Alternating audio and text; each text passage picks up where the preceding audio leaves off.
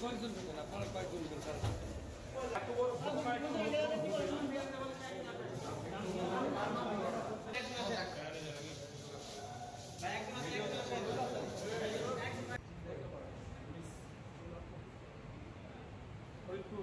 ভাই আসলে বর্তমানে বিএনপির রাজনীতিতে পাঁচজুবিতে শামীম ভাই জনপ্রিয়তার শীর্ষে আমি মনে করি, এবং আগামীতে পৌর ক্যান্ডিডেট এবং শক্তিশালী একজন ক্যান্ডিডেট, তাকে মানে পথ ক্লিয়ার করার জন্য আমার মনে হয় তাকে অ্যাটাকটা করা হয়েছে।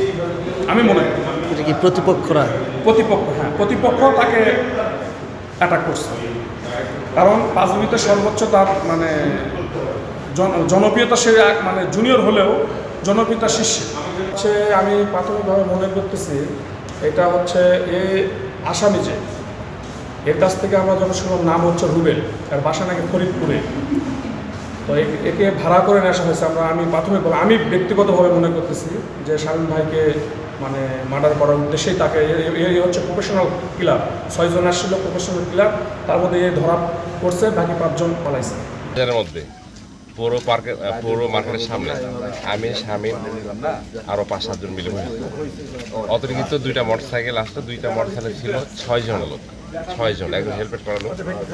ও বলতেছে যে শামীম, ওই যে শামীম, এটা বলার সঙ্গে সঙ্গে আমাদেরকে ওপেন ফায়ার করতে শুরু করলো। তো আমরা যেভাবে জীবন রক্ষা করছি আর কি।